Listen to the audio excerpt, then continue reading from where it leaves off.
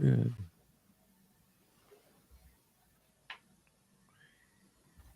All right, this is 2632.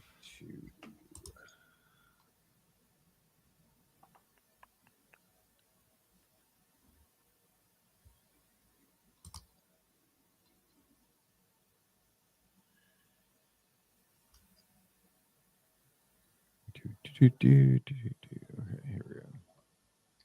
See how my voice does.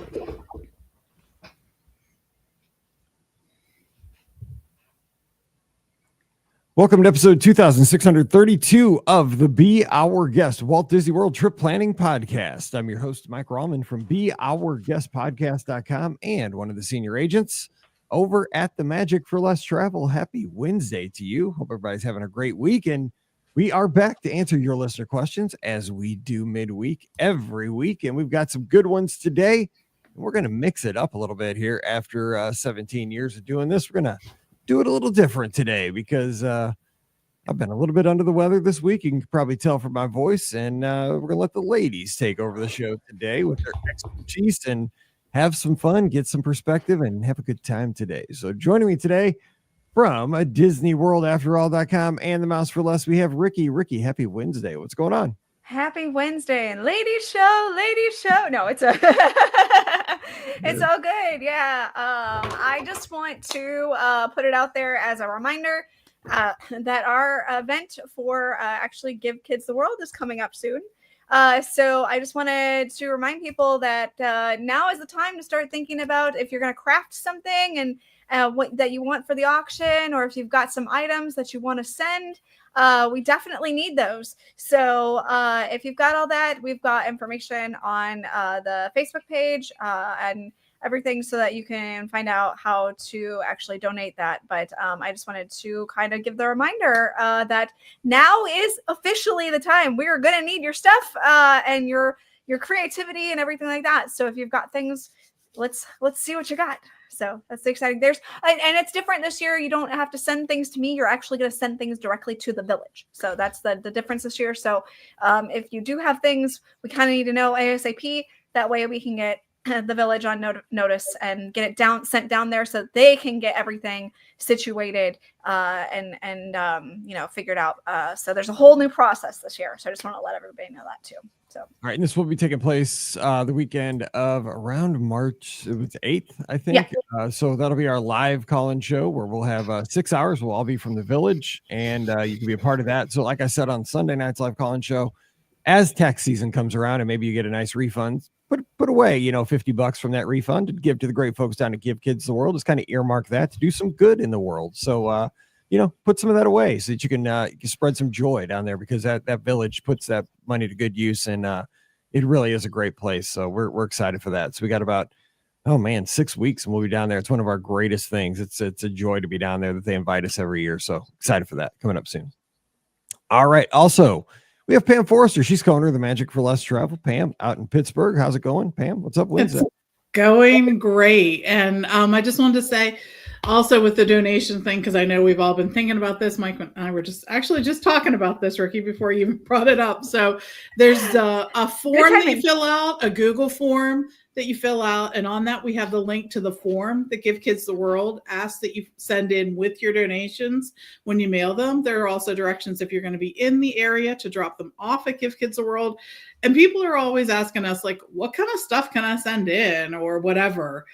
All kinds of stuff. If you have Disney park memorabilia, Disney Cruise Line, Universal, if you have Star Wars items, Marvel items, Alani, Disney Tokyo, Hong Kong Disneyland, stuff like that, Disney ears, handcrafted Disney items or handcrafted items just that you're, that you are good at. I don't know what that entails. I'm not really a good crafter. I'm not knitting anything or needlepoint anything or creating something, but I know we have really creative folks out there. If you have lounge flies or purses or bags or popcorn buckets or sippers, things like that. And also if you have a business and you want to donate something there, that can be done as well. So all kinds of things. We actually really rely on the donations to help us raise money during the auction. You all tune in to maybe hear us go on for 6 hours. We get a little goofy at many points because it is 6 hours.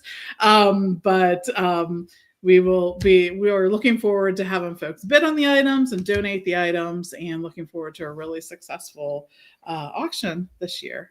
And word has it that my dad is going to fly down to produce the show this year with us. So he's produced the Super Bowl down in Atlanta for the Rams a few years ago. So I figured if he can handle a Super Bowl, he could probably handle a 6-hour live show from Give Kids the World. So oh no, we're I sort of nervous. You know, he could work, but he's pretty serious. So get ready. I know, right? He'll be like, yeah, I'm not doing this again. He's serious. So, this was a mistake. Yeah. Because we're not doing it during football season, and he needs something to do. So he's pretty pumped. It'll be great. To get in the room. So I think we're going to have that happening. So anyway, today we're going to mix it up a little bit again. I have been a little bit under the weather. Perfect timing because I'm heading out to Disneyland this week. But we are going to have the ladies answer and read the questions. So Pam, I sent you the questions. We have some in the actually, here, I'll read this very first one because Deanna's got one over on Instagram you guys can't see. So let me get to hers, and then we'll get to all those other ones. So we're going to Walt Disney World the week of 3/16. I'm thinking of heading to Wilderness Lodge for lunch at Geyser Point on our Magic Kingdom day. Our table's hard to come by midday. No, they're not really. No, not really, no. You'll be able to get one pretty easy. So Deanna, you're set there. All right, Pam Forrester, first question from the inbox. We do. This is the first time I get to read the questions. This is so weird. I like it. Right? Let's go. Yes. I know. So anyway, here's the first one. Hi, Mike. Relatively new listener. On January 13th, I listened to a December podcast where you were complaining about 0-degree weather. I was driving to work in the minus 40-degree weather, so laughed out loud. Well, all right. Yeah, I guess that's a good reminder that it can always be worse. That's right. Exactly. Yeah. I live in northern Alberta, and I'm planning a solo trip in March. I'm discovering the disadvantages of solo trips. No one wants to hear about your plans when they sound so fun. For real. Too bad for them. Right? Exactly. Hear about it. Here's my question. I'm looking for dining advice for supper between normal hours at Animal Kingdom and after hours at Magic Kingdom. I currently have a reservation at Be Our Guest for 7:15, but not sure I want to lose park time. I travel in March, so spent most of the week getting up at 3:45 to make reservations. I did book Ohana for breakfast the same day as the above plans. And that is from Rose, who lives in Cold Lake, Alberta, Canada. Well, that's the right name for it. Cold Lake. For sure. Yikes. Well, yes. I don't know if it's Cold Lake or cold. Just or cold space like super cold. I got it. Exactly. So basically she's looking for some advice for dinner between the regular closing hour at Animal Kingdom and the after hours at Magic Kingdom. Oh. And she has a reservation at Be Our Guest, but not sure she wants to give up park time for that. I don't blame her on that one. I know, especially the after hours one. Yeah, so is she wanting like something after like the park closes? Because that could get really late for dinner or for food. Well, no, after Animal Kingdom closes, and then before the in between. Oh, okay. Yes. So she's doing. Yes, okay. yes. Okay. Probably around 7:00, I'm guessing. Right.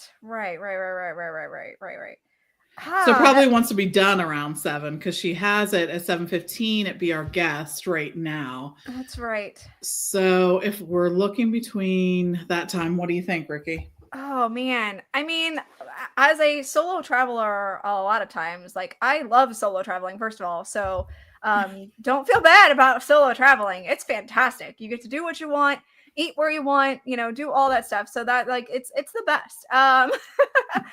Honestly, the first thing that kind of popped in my mind, although it may not be exactly what she wants, but really the first thing that popped in my mind is to grab like a few appetizers or something like that at Nomad Lounge at Animal Kingdom. I feel like that's like a great kind of midway, halfway kind of option for you, especially if you are eating at Ohana for breakfast.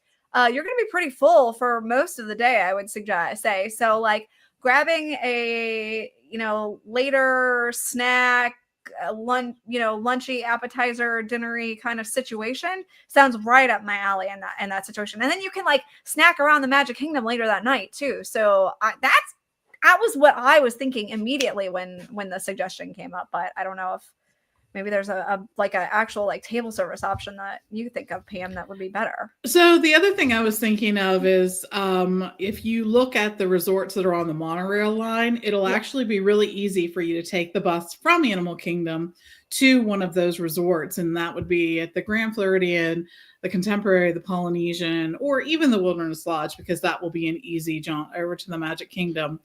For that, you could do something like, you could just do a monorail tour, and it's sort of like Rikki suggested, head up and get some appetizers along at the different lounges there on the monorail line, and then head over to the Magic Kingdom when it opens for those extra hours in the evening. Or you could actually make a reservation, and you could make a reservation at Whispering Canyon, which is a fun place to eat. Even for a solo traveler, it's a fun place to eat, because they sort of bring you in and get you to do all the chaotic stuff. Yes, exactly. You're already eating at Ohana, but Kona is always a great option too. They have some good stuff there. And over at the Grand Floridian, if you're looking for a character meal, 1900 Park Fare is available, and also the Grand Floridian Cafe is too. So I think just the fact that putting you close to the Magic Kingdom with those Magic Kingdom resorts sort of makes that possible. And can't forget also the new bar and grill area at the new Polynesian Tower. So it's amazing. That's something to think of too. So lots of good choices, but I would either go someplace around the Animal Kingdom or the Animal Kingdom Lodge, or head over to the Magic Kingdom. There's one other option that I was thinking of. I was thinking maybe she could do like a Crystal Palace if she wanted to do something in the Magic Kingdom, or she could do something like the Plaza, which the Plaza is pretty easy. I mean, you still have to get a reservation for it, but it's a pretty like quick in and out meal, I feel like. So I don't know that Be Our Guest is going to be a quick in and out meal, because it's like, isn't it a 3-course meal or something? Or at least it's 2-course. I think you get appetizer, entree, and dessert. Yeah, is it appetizer? Yeah. So I would probably cancel Be Our Guest and go with one of our suggestions, but that's just me. So yeah. All right, cool. All right. So this one is one where we're supposed to, it's a surprise trip. So I think that's right. So hey, BOGP crew, and Happy New Year. I am planning a 2-part birthday party trip for late March, early April 2025. It will be a dual purpose trip. I will be taking my daughter and my nephew and they're having birthdays. So a very first Disney World trip for a nephew. His parents have no interest in Disney, so his mom said I could take him. What? Score. At least he gets to go. Turns out his dad actually does want to be part of the trip, so I will plan accordingly. Gotcha. My question for you is, which resort would you choose for a 7-year-old boy? As of right now, it'll be a Saturday to Tuesday trip, and we plan to hit the Magic Kingdom and Hollywood Studios as well as SeaWorld. I was thinking of a Skyliner resort, but I can think of plazas for the Epcot resorts as well as the Grand Destino Tower. A pool will definitely be an important part of the trip. Oh, and almost forgot. We would like to have connecting rooms if possible. Okay, so that's the first part of the trip. So let's go into that one. What kind of resort do you think would appeal to a 7-year-old? Here, Pop Century would be the bomb, because I think a 7-year-old would love all the bright colors and the characters and the energy of it. I was thinking like Art of Animation too would be another great, because there's the whole Cars section over there, and the Lion King section is pretty fun too for a boy or a girl, to be honest. But that would be that's on the Skyliner, so that's an idea. True. For sure. I think. I know. Yeah, I agree. I think those are both good choices. I think the other one would be Caribbean Beach, because that's the other one I was thinking of. That pirate theme pool. So this is a hot take, Mike, but I think that the pirate theme pool at Caribbean Beach is one of the cooler pools on Disney property. I'll give you that. Yeah, it is, right? Not only the theme, like this whole pirate sort of lair, area, but that the kids water play fun area is really cool too. And it's sort of a piratey themed whatnot.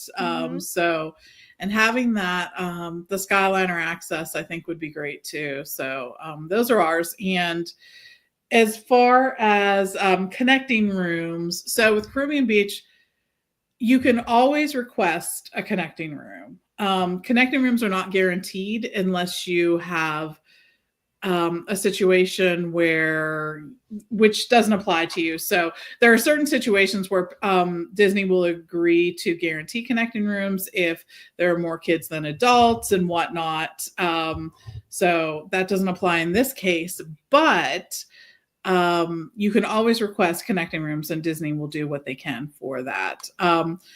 At Pop Century, connecting rooms should not be a problem. At Art of Animation, they do have some connecting rooms in both standard and the suites.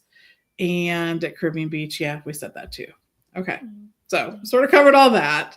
The second part is about the extra hours for deluxe guests. Is that still happening? She wants to surprise her daughter with a night of the Poly for her birthday and would like to coordinate with one of the extra hour nights if possible. And the good news is, Rikki, go ahead and tell her. Yes. It is. Yeah. It is. And sometimes it's hard to plan if they don't really have the exact dates released, because they do switch them every now and then. We saw that one of the last times they released the actual days that they would be taking place, that they sort of switched the days up a little bit. But if they already have that information out for your travel dates, then you're good to go, because you know what to do there. That's right. You know where you're going. You know where you're going. Yeah. But usually it's a Monday and a Wednesday, but the parks may change, I think. But usually the days that they do that's evening true. hours are typically Mondays and Wednesdays. Now, I mean, of course, again, that could change at a drop of a hat, but that's, what ahead, it's like not after it's already been announced, but you know what I'm trying to say. So yes. Yes. Yes. All right. In the Facebook chat, there's actually a question, so I thought I'd grab that one too.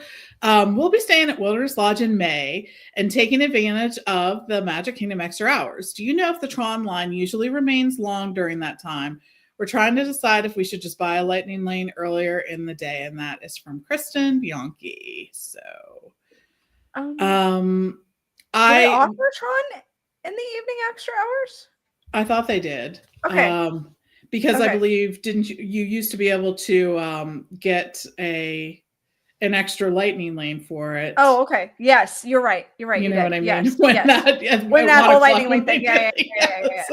I know. I haven't think done the evening hours, so I don't know. I think I have seen the Tron line remain long throughout the evening. Yeah. Now, that can totally vary, though, according to the crowds that are going to be there that day. That's the thing. I think it's always so hard. Like on the days that I have been there, the Tron line remained sort of consistent. And that is with me checking the app. Right. That's the other thing, is sometimes the app is reporting like longer lines than actually are at different times. So that one is really hard to judge. I do wonder though, with the extra hours and it only being available to deluxe guests though, if that would bring down the line. So it may not be as long, potentially, I'm guessing, than it would be during the regular part of the day. And sometimes as the night goes on, you will see the fluctuation in the line too. It'll be super busy probably at the beginning of the evening hours and then super busy at the end of it. But in that middle section, you may get lucky and have it be, kind of shorter. Exactly. So I know that those ones are so hard to do. And it depends on the day and Right, exactly. And I will say sometimes during the evening hours, we are focused on like what we want to do during that time. So like I didn't even do Tron that night. I did this. I was over here doing that. So anyways, yes. I know we didn't help a lot, Kristen, but we tried. But yeah, I think, you know what? And the other thing is, if the evening extra hours are actually toward the beginning of your trip and you're going to be back at the Magic Kingdom another day, I would absolutely give it a shot and try it. Yeah. And then see what happens. Yeah, exactly. Then you'll know whether or not you have to spend the money. That's right. Okay. We have a next question here is from Whitney. Hi, Mike and BOGP crew. 2 quick questions for y'all before our trip to Walt Disney World the last week of January. 1, are the Mandalorian and Grogu, aka Baby Yoda, still roaming characters in Galaxy's Edge? I know they were at some point, but I haven't seen anything about them lately. Are there any specific time/locations for where they'll be? Our 7-year-old would love the chance to see them, which is awesome because I know they are such really cool characters to see and not always available. They were doing it pretty regularly for a while. And then I believe, though, that when you are in your app, you can look when you go to the Hollywood Studios map, which is where they were appearing, and you can go ahead and look for characters. And you can actually filter by Disney Hollywood Studios Park to see if they are going to be there that day. When I'm looking for today's, I'm looking too, yeah, and I don't. And they're not there. Yeah, so but it is 6 o'clock, and they could have been appearing earlier in the day and not right now. I do think it's more of a surprise and delight. Yeah, surprise thing. Yeah, exactly. We were there a couple weeks ago, and Kylo Ren was just walking around with some stormtroopers and stuff like that, and it wasn't a time where they would stop really for photos or anything like that. It was really more of a roaming character. If you happen to get a picture with them, they maybe, but for the most part they were not stopping for photos. So that's another thing. Even if they were there, you may not get the opportunity to have them stop and take a photo. It may just be a passing experience too, because that was really what that happened when I was there. So yeah, it is. Since it's so weird because Galaxy's Edge in particular is just supposed to be sort of an atmosphere, and the characters are there as part of the story. So sometimes when you even ask them if they can take a picture, they will remark or look at you like you're crazy. What are you trying to do with that device? Are you a spy and using it to whatever? And I love that part about it, but I know it's frustrating for those who don't, who want the picture. Who want the picture of the Mandalorian. Right? Yeah. The other thing you can do is you can always stop by and ask the cast members if a certain character will be there that day, and they have the ability to look and let you know what characters will be in the park that day. Finally, I just wanted to remind people, this is not Baby Grogu.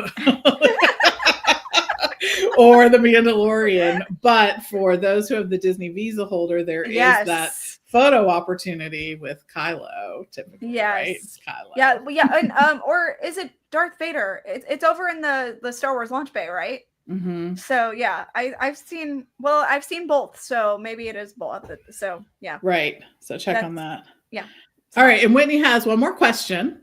Any tips on riding Tiana's Bayou Adventure without getting totally soaked? This will be our first time to ride this attraction, and we prefer not to get super wet since it'll likely not be super hot outside. Will regular ponchos get the job done? Is there a particular location inside the ride vehicle that's better for staying dry? And Whitney says, thanks for all the Disney magic you give us all year round. Mm-hmm. Yes, yeah. I hate getting drenched on Tiana's or Splash Mountain before that. So my request is always, if I can I please sit in the back row? The chances of getting drenched are a little less likely to happen in the back row than they are if you get sat in the front row. And I mean, if you're really that concerned, ponchos are going to be your friend in that situation as well. So, if you want to don the poncho, go ahead, or raincoat or whatever. Those are going to be the 2 best suggestions that I have. The good thing is, the the last time I was there, the waterfall was at the end of the attraction was really the part where I ended up getting the most drenched. But I think they might, I don't know if they turned that off. They definitely turned it down. Oh, and the spot where I would get drenched, honestly, the spot that I get drenched the most was when the water cannons would spray at the beginning of the ride as someone was going down the flume. I don't think they have the water cannons anymore. So that part's nice. So I don't get drenched there either. That was the part that I always got drenched in, was the water cannons, because inevitably it'd be like, no, ah! So yeah, that was the part that always got me. But yeah, it's still, I mean, but you said they're going in March? Is that when they said? I think last week of January. Oh, January. Oh yeah, they're going like next. Yeah, okay. Then yeah, they're there right now. It'll be chilly. Okay, got it. And yeah, weather dependent on, they do actually, I don't know what they do, but they do actually make it so you don't get as wet and when it's colder out. Yes, yeah, it absolutely does, and that involves like shutting off some of the extraneous splashing areas, but then you know, still just have to go down the hill. Right, you still have to go down the hill, but I almost feel like some of that splash is created by your ride vehicle. True. And some of it is not created by your ride vehicle. So they might shut off the part that's not created by your ride vehicle. And in the chat, Cynthia asks, Tiana's at Magic Kingdom never really drenches you. I hear Disneyland is the soaker. Is that true? So I will say I have gotten drenched at the Magic Kingdom in Walt Disney World. But yes, I will jump in here and say I've seen people get off Disneyland. Dude, they may as well just slam the rivers of America. It's crazy. It's like we got out of the shower. I never rode Splash Mountain out there, and I'm not gonna ride Tiana's out there because I mean I don't need a scuba suit. You know? No, exactly. It's absolutely true. Brian and I went, and it was like we went for one of the holiday parties that they had at one point, and we absolutely got drenched, and I'm talking like soaked to the underwear drenched. I was glad I had a complete extra pair of clothes, because I absolutely changed everything I had, because I was just bone wet, like, you know what I'm saying, wet to the bone. Basically, it was so drenching. That's when you know you've moved from a child to an adult, right? When you're like, dude, I do not want my socks and shoes to be wet. Right, exactly. I just don't care. Like, I'm an old dude. I do not want to be walking around with wet shoes. Like, no. So yes, Tiana's at Disneyland does get you much wetter than the one at Walt Disney World, but at the World. I do want to say they made some changes to the ride vehicles during the update, and the spots where we got super wet were actually the water came over the sides of the vehicles. And we were soaked. We were soaked. So a poncho would help to some degree, but you're always sort of tucking that poncho underneath your butt. Absolutely, to make sure that you're covered. But that sometimes when you're tucking it, it's not giving you like a watertight seal or anything. So you're gonna have some overlapping parts there, and you know, might not be completely dry. Yes, exactly. So you probably won't be perfectly dry, but hopefully if you do the poncho, sit in the back, and if it's a little colder, they'll have some of the extraneous water cannons off. Hopefully it won't be too bad for you, because you want to ride it. It is the cutest ride. It's so good. The other tip is, if you're worried about getting wet, do that on your way out. So if you're soaked, you won't be soaked for too long. But with the virtual queue, you don't really have that option. I mean, if you bought Lightning Lane, then, or you know, and you could finagle what time you got, then that would be easier. But if you get the virtual queue, you're kind of stuck with what time they maybe you plan on leaving after you ride. At least for a break. Good call. So anyways, all right, another question here is from Kala. Hi, Mike and team. Just did some Disney math. We love Disney math, and added a day to the beginning of our April trip. We will be staying at All Star Sports for our first night, and then transferring to Boardwalk for the rest of the week. My question is, when I go to make dining reservations 60 days in advance and go to purchase Lightning Lanes 7 days in advance, do I have to do it on separate days, since I now have 2 different reservations? Thanks for your help. All right, Rikki.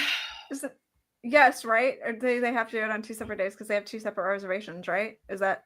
So I haven't done it this way, so that's why I'm actually curious about the answer, and I know you have. Yeah. Yes. So for your dining reservations, you will likely have to do it in 2. Yeah. But the good news is, since you're only doing it one night at All Stars, and the rest of the nights at the boardwalk, you really will only have to get up twice. Or you can just wait to do them all in one day, when you're going to be at the boardwalk. Yeah. Unless you're trying to get something that's super hard to get, you probably will be good for that. Lightning lanes, you probably will not have to do both. You'll probably be able to, because you have an on-site reservation at both. Probably. That's how the system has been working at this point. But again, I don't know if that's how it was designed to work or just how it has been working, and whether or not that will change at any point in time. So, but yeah, I think that's, the good thing about, staying on site. Staying on site, for those people who don't know, if you have a reservation that's up to 10 nights long, when you can make your dining reservations at 60 days before your check-in day. So that's a huge benefit. Plus 10, right? Yeah. Right. Plus yes. 10, for the whole 10 days of your trip, you'll be able to do it at that 60 days. So which is a big plus if you are looking for those hard to get reservations. You want to try to stack those at the end of your trip, because then it's a lot easier to get those reservations than if you're like trying to get, say Topolino's for breakfast at the beginning of your vacation. That's going to be way harder to do. So definitely want to stack those, much harder to get reservations at the end. Yep, for sure. And good luck, Kala, and let us know how it goes after you make those reservations. Yes. All right, our next one is from Rebecca in Knoxville, Tennessee, which is 647 miles from the Magic. Ooh. Hey, Mike and the BOGP crew. My fiance and I are staying at Coronado Springs after our Royal Caribbean cruise for our honeymoon in August, and we are so excited. It'll be his first time experiencing Disney World, so it'll be super special. I booked a preferred king room, not in the tower, and supposedly that means it should be in the casitas section. 2 questions. Is that correct? And also, can you give me some tips on navigating the bus stop system in order to get to the parks as early as possible each of the 4 days we're visiting? Thanks so much in advance. Okay, Rikki. Yes. So Coronado, she booked a preferred king room, not in the tower. And supposedly that means that she will be at the casitas section. Well, I'm going to defer to the travel agent on this one, because I have no idea that. That is right. It is right. Yes. The preferred sections are in the casitas. They're actually, so if you're looking at El Centro, or you're standing in front of the towers looking at it, it sort of is all those buildings to the left of El Centro. They're the casitas looking. There are actually ones, the cabanas and the ranchos are actually only 2 or 3 story buildings, because some of the casitas are much taller than that. So you'll see that, not as tall as the towers, but taller than that. And there is a way that the buses pick up a specific way, and that actually has changed a few times. The last time I did it, they were actually picking up at the tower last and dropping off last. So you probably will not want to go to the tower to be picked up. You'll probably want to be picked up at one of the other stops. There is a stop specific to casitas that will drop you off and pick you up right there. And I think that the casitas one may be the one that picks up first. That would make sense if it's the closest to El Centro. It is. That's just there. It's casitas, ranchos, cabanas, and then tower. And the tower. It was a couple weeks ago. Yeah. Which is weird. I hear some grumbling from the folks staying at the tower. Yeah, right. Hey, why are we being picked up last? But anyways, you're always free to be picked up at any of the stops. That's true. Yeah. And most of the day, actually, it doesn't matter.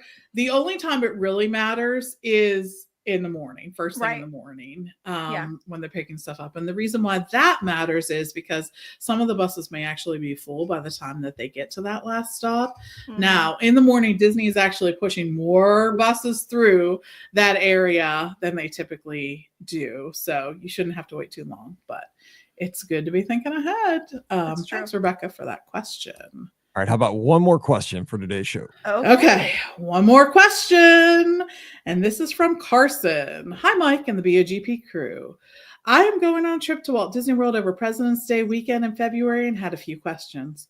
First, I was wondering if you knew how grocery delivery works.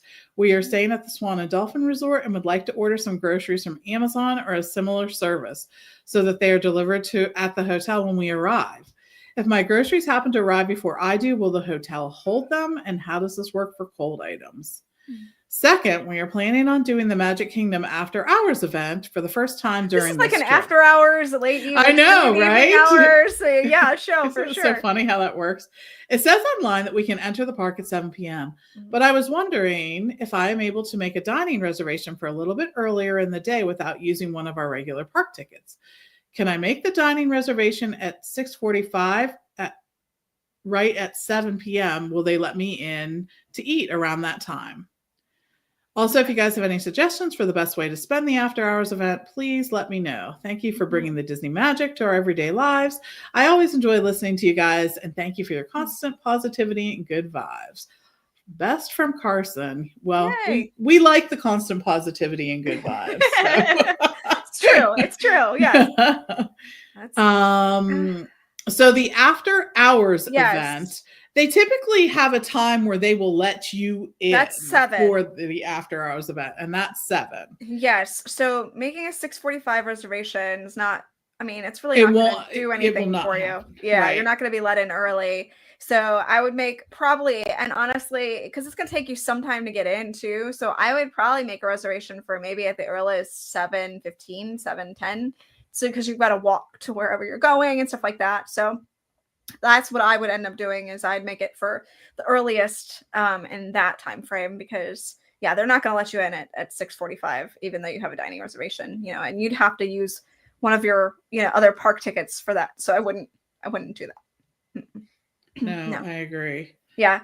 And as far as how to spend like the after hours, I mean, you're definitely going to want to try to hit up, all the attractions that are on your list of like must-dos. Like that's always what I do is I pick a set of attractions of, these are the ones that I absolutely have to hit. And then if I can get anything else after that, then that's like gravy. So, I would pick, a good 4 or 5 attractions that are like, these are the must-dos, and have them kind of range, so have some be headliners, some be, mid-level, some be smaller. That way you have a good option of things to do. And then, like I said, the line shouldn't be too bad. I hear, again, these after hours events are so, the lines are so minimal. So you really should be able to get through a lot of attractions in the evening. And of course, you want to make sure you take advantage of the fact that these after hours events offer, free popcorn, free ice cream, novelties, and then free bottles of water or soda. So you definitely want to make sure that you take advantage of that too. Don't stuff yourself till you're sick, but, you definitely want to eat, a good fair amount of, popcorn and ice cream and sodas. So you definitely want to make sure you take advantage of that. Don't let that go to waste because that's included in your price. So for sure. And the other thing that they were asking about was grocery delivery. And it's a little different for the Swan and Dolphin resorts because I know that not all services will deliver to the Swan and Dolphin resorts. At the traditional Disney resorts, you can get delivery for just about anything. And the good news is that even if it does need to stay cold, if it is delivered, Bell Services will make that happen for you. You may have to pay a fee. For the Swan and Dolphin, you can, I know that Garden Grocer will deliver to Swan and Dolphin. Check with any of the other services before then. But the good news is with Garden Grocer is that because they list them as one of the resorts that they deliver to, that means that they sort of have a relationship with them and things like that. So you can depend on that. I do know that the Swan and Dolphin are convention hotels. So just be aware that sometimes when you're delivering to a hotel that is a convention hotel, they may have a handling fee and a delivering fee or a delivering fee for items that are delivered there. So my suggestion is just give the Swan and Dolphin a call. That was going to be exactly what I was going to say. Yeah. Because it has changed throughout the year. For a while, you could not get things delivered to the Swan and Dolphin at all. So. And I would call maybe a couple of times, a couple of people, because you never know. And, if you get different answers, then call back again. But if you get the same answer a couple times, then you're good. But if you get two different answers, then you might want to call again. So that's our rule at the Magic for Less Travel. I'm just saying, but yeah, you absolutely should call the hotel and see what the options are for delivery, because each hotel is going to be different. That's not a Disney owned hotel, so that's going to be something that's key. You got to watch out at Coronado too, because of the business center. That's true. The business center, pick it up during business hours. It doesn't necessarily go to Bell Services. That's true too. Marathon from us sodas. All right, hey ladies, you guys did a great job. You're going to take over my job. It was way better than a normal show. There you go. It was awesome. Not true. It was way better. Way better. All right. Hey, you guys know the closing. We've only done this 2,500 times, so you know where to follow us on the social media. You know that we're brought to you by the Magic for Less Travel, and we'd love to help you plan your next Disney adventure. So swing by the website this week over at themagicforless.com. We'll help you plan a great vacation for no additional cost to you. So we'll see you over there, and we'll make sure that you have a great vacation each and every time. Also, our Amazon affiliate link, beourguestpodcast.com/Amazon. And thank you to our Patreon supporters. You guys keep us on the air. Can't thank you enough for that. All right, we're going to be back on Friday with another great show, so stand by for that, and we'll see you then. So for Pam and Rikki, I'm Mike, wishing you a great Wednesday. Stay safe, stay healthy, and we'll see you real soon. That's a great one. Let's say that. Hooray. Oh, somebody's not happy downstairs. Oh, no. Somebody's really not happy downstairs. I don't know what happened down there. Brian must have pinched her. Yeah, exactly. So he probably took his phone away is what happened. So if I had to guess. Yeah. Did I tell you guys, so I was going to call it Getting High at Walt Disney World, but photography. Where can you go around property to get up high to get some awesome pictures? Oh, okay. All right. Is that the topic that you want to go with? Yeah. Oh, okay. I'm thinking like Swiss Family Treehouse. Yeah, I was thinking that. The Grand Casino Tower, stuff like that. Okay. Pam, what do you think? I can do it. I can do it. I can make stuff up. This is what I've been doing for 17 years. I've been making stuff up. All right, you guys will roll with it. I'll get started. Here we go.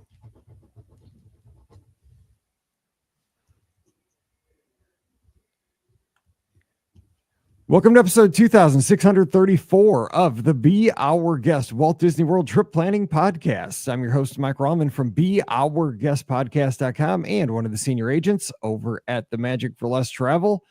Happy Friday to you. We've made it to the weekend, and it's a good one, and we are glad that you're here. And we're going to have a fun Disney conversation here with the ladies, and it's not going to go the way you think. We're going to be getting you ready to take some awesome images on your next Disney vacation, whether it's at Walt Disney World, Disney Cruise Line, maybe even Disneyland. We'll try maybe flip some stuff in there.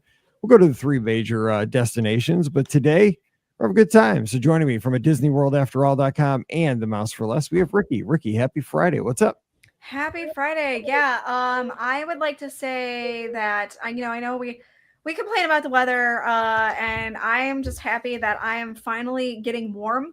It's in Atlanta here. It's been, in the teens in the evening, which I know doesn't sound awful to those of you up north, but for us, that's like terrible. Like that. I mean, I legit went 3 days where I wasn't warm. Like I just lived in a state of cold, had blankets wrapped around me. The heat was on to like 77 in the house, which I know is ridiculous for a lot of people, but I was freezing. So I was like, I just can't get warm. So yeah, I'm happy that by the end of this week or today, it's supposed to be in the 60s.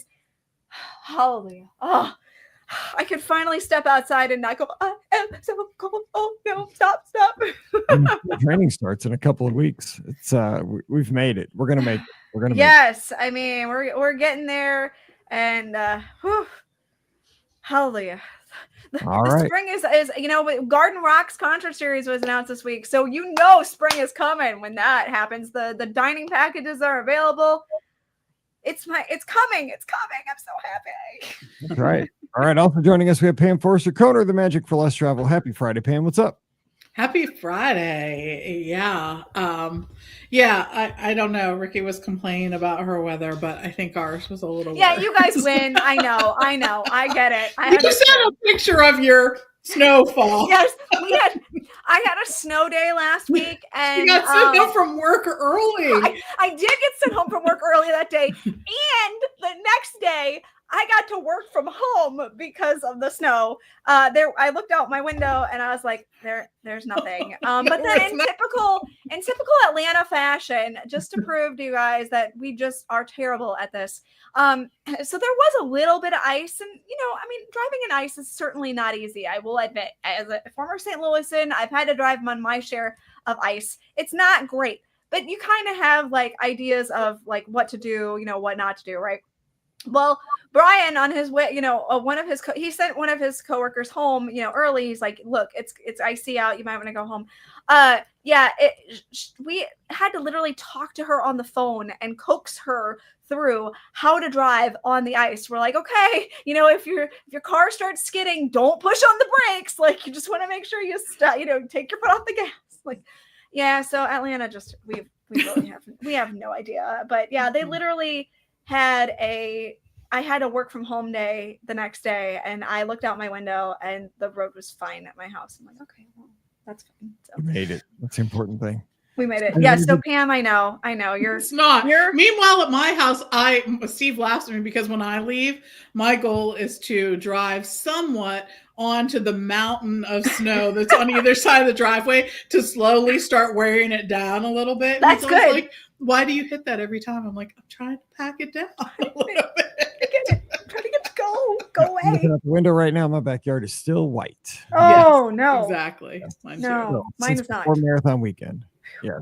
It's crazy. Yuck. Anyway, today we are going to have fun with photography because that's the best way to bring home memories. It's to take those pictures, and especially I think it's even more important nowadays because so many things are changing. Muppet, Grand Avenue is going away. We got Rivers of America going away, the Liberty Bell going away. So changes in the park really give you an opportunity to document. Go over to Tom Sawyer Island. I did that over Marathon weekend. It took so many pictures because I'm going to want those here in 10 years, to say I went to Fort Langhorne and got some more pictures of, the little escape hatch and stuff like that, because it'll be something you can't do anymore. So I thought today we talk about getting high at Walt Disney World.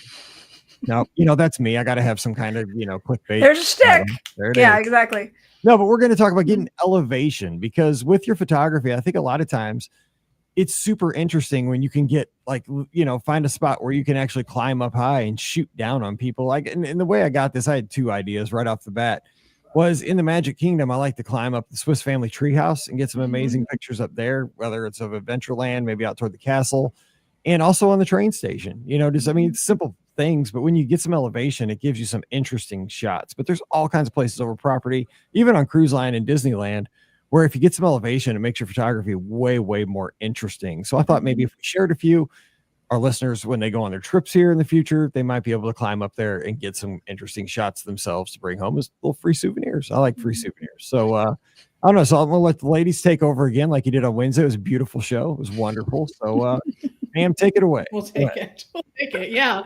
I have so many places I like to go, and to no surprise, so many of them are lounges. Yes, of course. What? Right? No. So I'm like combining like 2 or 3 really cool things all in one thing, right? We get to go there. First of all, I don't have to make a reservation or plan in advance, which I always like that. So that's a plus.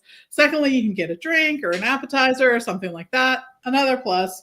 And third, then you can take some really cool pictures. And I think one of the better places that we've had lately is at the tower over at the Coronado, right? And you get to go up to Dahlia. And for those who don't know, Dahlia actually has a really great view of Hollywood Studios, because even though people think that Coronado's way far away and far away from everything, it's actually right across the street from Disney's Hollywood Studios, like right across the street. And it's such a great location to really look at that, especially at night. Remember when Hollywood Studios was having the fireworks all the time?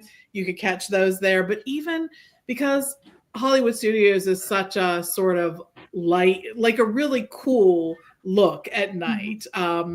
With all of the lights on and whatnot, that looking from there really, I think, gives you sort of a different vista of that park, and really kind of lets you see where things are laid out in a way that I think the first time I look at it each trip, I'm like, wait, that's where Galaxy's Edge is? And like in relation to this, like every time, and I've probably done it now 50 times, but I look at it different every time that I see it. It just is really a really cool view. And for, those of you who don't know, also, there are so many different vistas from the tower at Coronado, Grandestino. We had a suite once that I could see from the Magic Kingdom all the way over to Animal Kingdom. Like I could see that whole location. There just are some really great views from there. When you're staying at the tower, you may have a view that looks out the front, which would be towards Hollywood Studios, or the back, which would be of the big lake, and also of the pyramid and things like that. So there's just a lot of great locations there at Coronado Springs, of which you can get, sort of a view, a great picture, great views, things like that. So anyways, Rikki, give us another one. All right. I mean, I think my first one has to be this. It's such an easy gimme, but like it's seriously like it has to be this one, and it has to be the Tomorrowland Transit Authority People Mover. I mean, come on, this attraction has so many fantastic views that are so different than anything that you get anywhere else. It was surprise, it was a great place to watch where they were building Tron, because you could see the construction, so like it was a fantastic place for that. But you do get so many different locations that you get to see along the track there, so many different views of different areas of Tomorrowland, but then you also get different views of like the castle. And, if you can catch it when the fireworks are happening, and, it's not the greatest, you definitely don't want to do it on your first time, but, time and time again, like I've been there, catching the fireworks from the TTA is a lot of fun. You get to see them in a totally different perspective, and it's really just so cool. So riding it at night is completely different than riding it in day. You get different views of Tomorrowland both ways. So I feel like the TTA just it's the best ride, and it's probably partially the best ride because the views are so fantastic. And you're going to get so many different things that you can see, and people watching is top notch on the TTA for sure. So you're going fast, but it's top notch for sure. So I know there's a video I take, I think every time I ride the People Mover, and this is you sort of round the bend. Yes. And the castle comes into view. Yes. Yeah. I'm like, I got to get ready and get this, because I don't have it 35 other times on my phone. Exactly. Right? It's not there a million other times. Right. I know. Don't you wonder what your digital footprint is going to look like after you're gone? Like, if you know how your family, like they say, do you want your family to have to throw this away after you pass away? Right. And I'm like, do I want my family sifting through all my photos, after I pass away? Are they going to be like, did mom have 300 videos of this exact same spot in the People Mover? Yes, she did. Yeah, I know. It's the same thing for me. My phone is full right now, and I've got to go through and start, kind of deleting things because, and I'm just like, I don't know what to delete because I've got it all backed up on Google, but I still don't know what to delete because I may need that 35th video that I have. Exactly. This may be the one that's the masterpiece. Exactly. Even though it's the exact same as the other ones. Yeah. Exactly.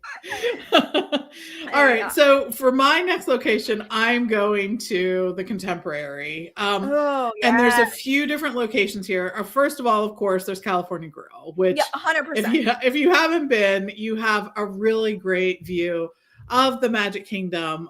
It's actually going to be a view that is showing you sort of Space Mountain there in the foreground and the rest of the Magic Kingdom behind it. And you can see that just from the regular restaurant. But in addition, California Grill has actually 2 catwalks that they will let you out on.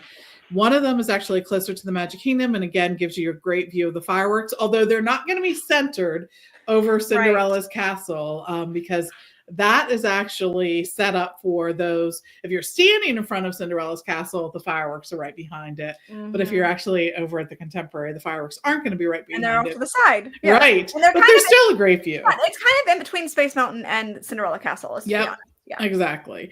Yeah. So that.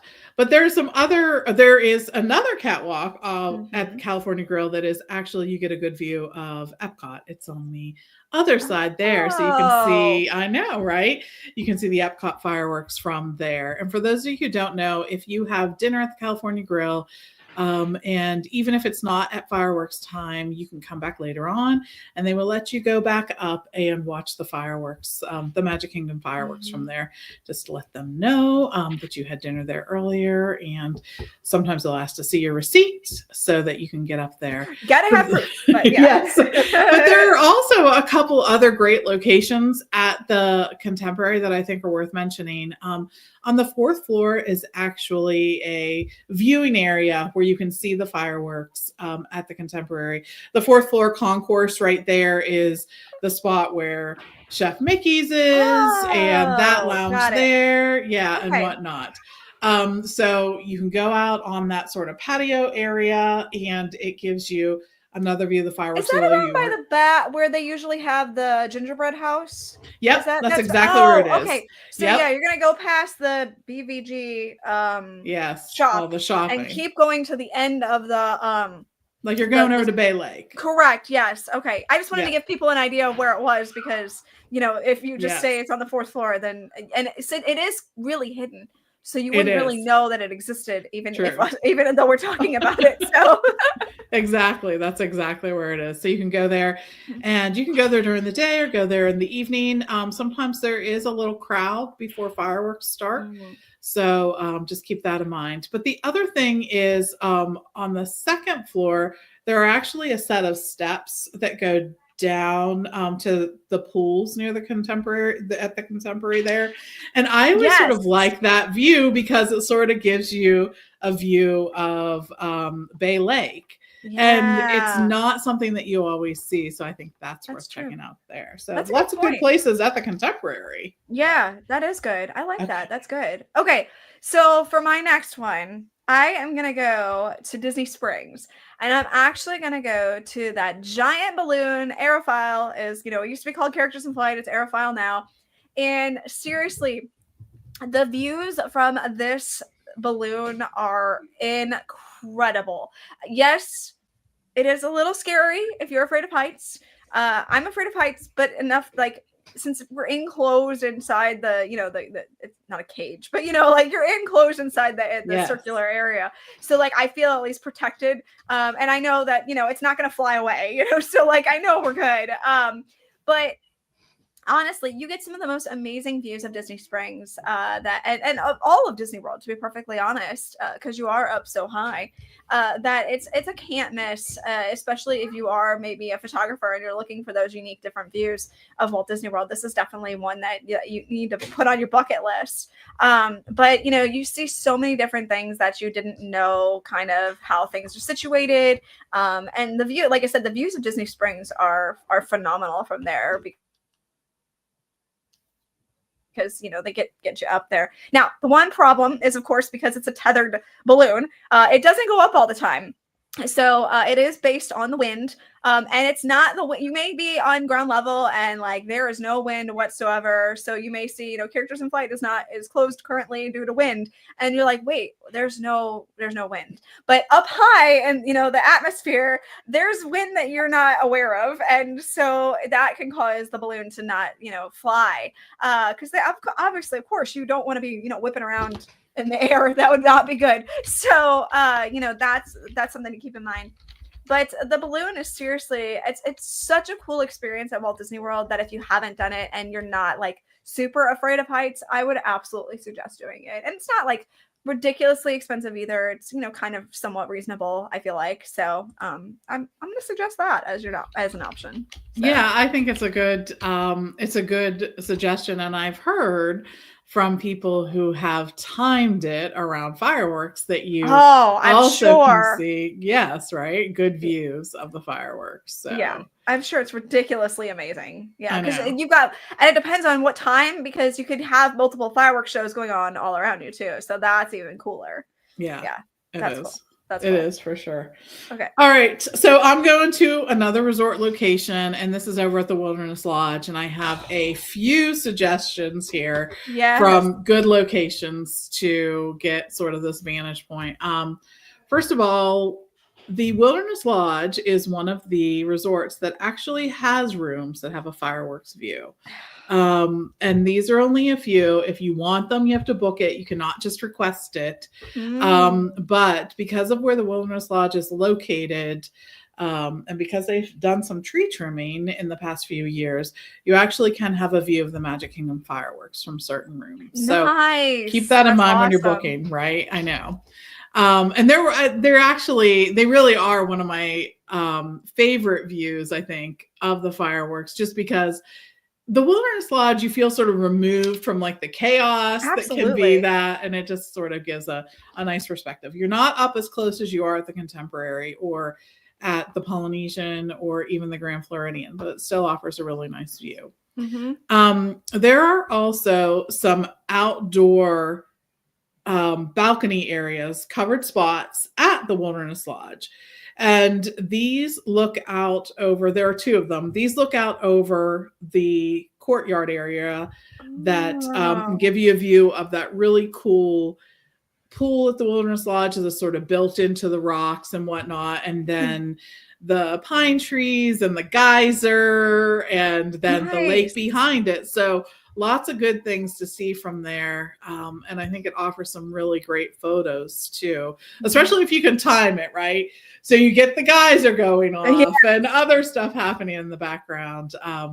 So look for those sort of areas at the Wilderness Lodge.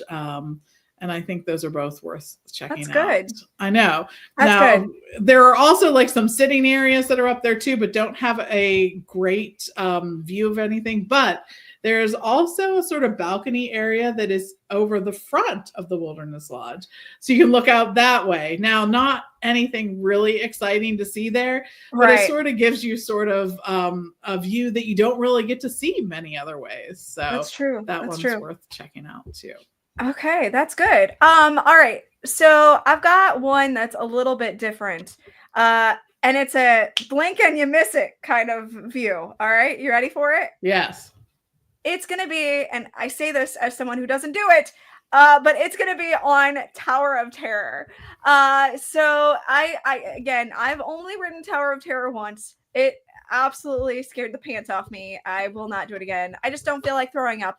That's kind of that's my theory. It's a good philosophy. I'm not a fan of nausea. I lived in nausea for 9 months. I don't need it, for just the heck of it. So anyway, but Tower of Terror, if you're looking for a unique view, and again, it's a blink and you miss it kind of thing, because you're not sitting up there very long when the elevator doors open, ding, and you see the entire park. But when you get that view and you get to see that, it is incredible. I mean, you only get that from this vantage point right here, and it's so fleeting. So there's that one, and then there's also, I'm going to kind of piggyback on that. So if again you're looking for unique views of the park, we talked about it earlier, but Tiana's Bayou Adventure, we talked about it on the last show. But again, it's another blink and you miss it kind of view, because as you're cresting up over that hill, getting ready to go back down, you can see just the Magic Kingdom in a totally different vantage point than you get anywhere else. So there are attractions that, they have those blink and you miss them kind of moments, but you absolutely want to make sure you're ready to go to see those incredible views from those vantage points. So I think those are two good suggestions of something that's kind of different and off the beaten path that you're not necessarily going to think of, but they give you just incredible views. But if you got a camera, make sure you take it fast. Although if you're doing it on Tiana's, you might not want to do it. You might want to just, actually, what, come to think of it, if you're doing it on Tower of Terror, you probably don't want to do that either, because you're going to drop real fast too. So yeah, just take it in visually. Maybe don't get the camera out on those. I have two more along those same lines. Okay. First of all, at the Magic Kingdom, Big Thunder Yes. has some great vistas that you Yes. can see. I'm always shocked by all the different things I can see when I'm riding Big Thunder, both on the attraction and off the attraction. Some of those things on Big Thunder, there's a lot of little like Easter egg kind of things that you have to look for. So that's something to look for there. But you also get some great views when the fireworks are going off and things like that. So, it's my favorite when the fireworks. Again, this is another of those attractions that I will ride at fireworks time because again, it's so special getting to see the fireworks over the mountain, and it's so cool. It's a cool one. And the other one is going back to Hollywood Studios, and that is Slinky Dog. Yes, Slinky Dog has some great views from there. Again, if you are taking photos, make sure you have like a ring or something that you keep the phone on your hand. Exactly. Keep the phone. Hold on to that phone. Hang on. Slinky Dog says. Yes. But anyways, I think that is an attraction that offers some really great views too. So, and I think that's kind of a cool thing that you get to ride some of these attractions and see things that you don't really get to see. Absolutely. Yeah. Mike, is there anything else you want to do before we wrap it up? Well, I have one more real quick that doesn't exist yet, but it's going to. You're muted. Mike's muted. Did you mute me? Mike is muted. Oh, Mike's muted. Oh, I was like, wait, did I mute myself? I muted myself. So Disney Cruise Line, when you go on the Disney Cruise Line ships, I don't think a lot of people realize that you can go up to deck 14 or the highest deck on the ship. A lot of times, sometimes you think, ooh, that's like off limits. But a lot of times they'll have like a chapel up there, someplace for like private events. But most of the time it's not being used. And especially like if you go to the very front of the ship into the adult area or whatever, you can go up really, really high and shoot shots like the length of the ship backwards, like of the two funnels. And on a day where you have nice clouds or like a sunrise or a sunset, get as high as you can on those ships. That's cool. And take shots of the length of the ship from up as high as you can get. And you get some beautiful sunsets, beautiful clouds. And then, I mean, you guys know in my shots, like I'll take them and pop them on something like Snapseed or something. And it just, I mean, it looks like a work of art. You know, it doesn't, then it's not so much photography. It's more like a kind of a combo, like it almost looks like a painting. But it's one of those things that when I see it, it's like, oh, I just want to be back out there again. So that's just one I want to throw in there for Disney Cruise Line. Get as high as you can, you know, and whether it's an adult area, go up to Currents, you know, one of those places, climb as high as you can, walk the ship. That's a good spot. Yeah. I agree. So, that is a good one. And I think your veranda too. That's true. That's true. Yeah. Depending on where you are. But yeah. Okay. So I have one more. And for sure, I mean, I can come up with more, but this one doesn't exist yet. And it is actually going to be the Spaceship Earth Lounge when that officially opens in 2025 here. So we are getting a Spaceship Earth themed lounge. And I can tell you, I am so excited about this place. Now, I have no idea how hard this lounge is going to be to get into, especially at fireworks time. I can guarantee they will probably have some sort of dessert party at that point. But this lounge is going to have some incredible views that I think you're not going to be able to see anywhere else in the park. I have an idea of where I think it's going. I'm not 100% sure, so I don't want to like share 100%, but like I have an idea where I think it's going. But seriously, when this lounge opens, the views of Epcot are going to be just next level. You're going to see things that you've never seen before. So it's going to be really cool. And listener Jessica, going back to the Disney Cruise Line thing, she came up. She's one of my great guests over the Magic for Less. I really appreciate her. She said, you know, if you want to like ride the bike out, or especially on the 5K, there's that tower that's out on the loop on Castaway Cay that you can climb, and you get some beautiful vistas. You see like how green Castaway Cay is, but you can also get a great shot. It's really kind of crazy looking because from the tower, the observation tower, it almost looks like the ship is like not in the water. It almost looks like it's in like a greenery, but it's really gorgeous. Like it's a great place to get elevation because it's so flat, obviously, out there on the island. It's a neat perspective. Like take a bike ride out there sometime or a walk. It is. It's a great spot. And I think another place on Castaway Key, which is a great space to look at, is at the Heads Up Bar. You can get great pictures that have the ship in the background. And I think that really does a great job of sort of giving you sort of an overview of Castaway. So yeah, all great suggestions. Pam, do you know, is there anywhere on Lookout K that is like a...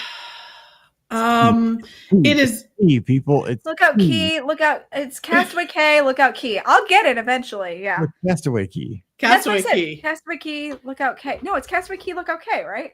It's Key everywhere, I think. Isn't it? No, I thought it was Lookout K. That's what I thought. Oh my gosh. Okay. See, you're messing me up. Okay, got it. We have to have consistency here. I'm all about. I don't think they do. No, I don't think they do either. I thought it was Castaway Key, Lookout K. All right. See, you're messing me up. Okay, I got to talk to somebody. We're gonna fix that. All right. Okay, got it. Anyway, but is there a spot at Lookout K that is? Yeah, that bothers me so bad. God. I know. I can't. No, they say they're both pronounced Key. So I'm looking. Oh. See, amen. Thank you. Okay, one thing went right for me today. I will find out for us. 2 hours. I will find out. I will find and report back. It says it can be pronounced either way, but no, we're not having that. We gotta that. I swore it was K. My sixth graders used to try that on me. Mr. Rom, it's a beat no. There's one right answer, baby. But I believe they should both be Key. I believe they should both be Key. Please. But anyway, I will find out. No matter which it is, I will say that at Lookout Key, there's a lot of boardwalks there because they were trying to reduce the erosion and whatnot. And so those boardwalks, I think, give you more of a view than the others. Now, they're not high up like the fire tower is or anything like that at Castaway Key, but they do offer you a better sort of view than just being on the ground there. Good to know. All right. Perfect. I just love taking pictures though, and I think the problem is with a lot of us that we're very blessed to get to go so many times. Like Pam said earlier, like our digital footprint is. The castle always looks pretty much exactly the same, but we take the picture. I have a million pictures of it. It's fine. Trip, but the challenge is when you actually take a picture of something that you have 72 times, but you take it from a different perspective, right? You get whether different lighting, different time of day, different angle. I think that's the challenge. Maybe it's just the sun's hitting it different that day, and I think that's when you're like, wow, I love that picture. It stands out from the other 65 I have of that, and I think that's kind of and it's just fun to share them on social media because everybody back home, we're all longing to get to our favorite places, and it brings joy to everybody, I think. So hopefully everybody can get out there and take some fun pictures from up high this time. We'll see how it goes. Yes. I think we'll get a different, maybe some additional listeners based on the name of our show. This is true. We'll definitely be popular in Colorado. Yeah, for sure. Rocky Mountain High, Colorado. Oh my gosh, it's been a week. All right, it's been a week and it's Monday. Yeah. All right, so we hope. No, it's Friday. Don't ruin the illusion. Dude, my illusion. You don't even know the illusions I've had over the past 48 hours. I saw my shoes. Thank you. I saw my shoes. No. Anyway, yes, I did. And there was a shoe I hadn't had since I was 12. Anyway. So we are going to get out of here and wish you a great weekend. Again, you know the deals. You know that we're brought to you by the Magic for Less Travel. We have great agents all over the world helping you plan great vacations to the Walt Disney World, Disneyland, Disney Cruise Line. And really going along with this, we give you tips in your inbox a couple times, maybe once a week, once every other week, and it gets you pumped up for your trip. That's one of the things I love because guess what? I book my trips through the Magic for Less as well. And I'm going to Disneyland and stuff, and I get these little things like, oh, yes. Like, do I know that stuff? Yes. But do I like to get it in my inbox? Absolutely. Because it gets me revved up for the trip. And so you might know the stuff too, but it's like cool to get you excited for the trip. So, and also it just helps you not miss things because sometimes we go so many times, it's easy to miss the obvious. We just want to make sure that you are set up for the amazing vacation that you have in your mind's eye, that you don't miss any of the details. We just want to give you the perfect opportunity to have that trip that you love. So swing by the Magic for Less. The great thing is it's no additional cost and it's way more fun to book with the Magic for Less. I'll tell you that. It's a lot more fun. So check them out today over at themagicforless.com. Please also use our Amazon affiliate link, beourguestpodcast.com/Amazon. And thank you to our Patreon supporters, patreon.com/beourguestpodcast. Get in on that and get Mike in the Midwest, our bonus show for $5 a month there. Ricky's at Rikki Nibs. I'm at Be Our Guest Mike. Pam's at TMFLT Pam on the socials. And join the clubhouse, beourguestpodcast.com/clubhouse. The conversation goes nonstop over there. It just blows up. We talk about life. We talk about Disney. It's just constant. It's awesome. We have so many new people over there. So shout out to everybody who's joined us the past couple of weeks. And we're looking for you to join us this week as well. I'll be at Disneyland hopefully this weekend, running the races, posting all the pictures, eating all the good snacks. So follow me, Be Our Guest Mike, on Instagram for all that fun as well. All right, we're going to get out of here. We'll be back again on Monday. No live show this Sunday night because I will be out, but we'll have fun when I get back. So until then, for Pam and Rikki, I'm Mike, wishing you a great Friday. Stay safe, stay healthy, and we'll see you real soon. What did that guy say? He is not speaking English.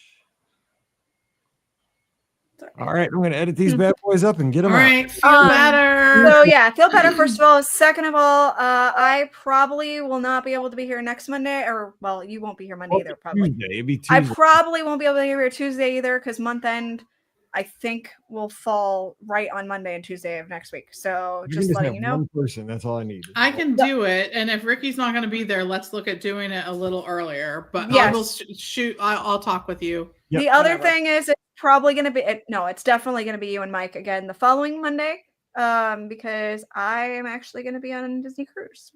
So There you go. yes, I'm going to be on the Fantasy, and I will be going to Lookout K or Key. So Key. I will. It's key. It is key.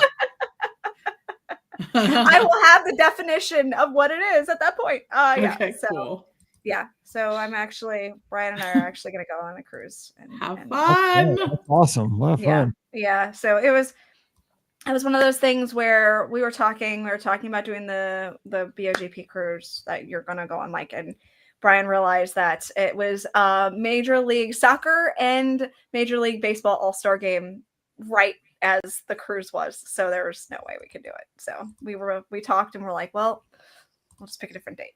So sorry, we can't make the cruise, but we have a cruise in a week and a half. So sorry. Have fun. Thank you. I'm sorry. I'm so sorry. We really did try to make it work, but there was just no way. So not with him being a big shot now. So Not with the Pope. yeah, exactly. So yeah, and we've got the All-Star game this year, so there was no way that he's getting away anytime in that time frame. So anyway. All right, we'll have fun. We'll talk. All right. We'll see you guys in a couple weeks then. All right. You guys did awesome. Thank you for All saying right. that. But all right, I'll see you Happy guys. to. All right. Okay. All right, see Bye. you. Bye.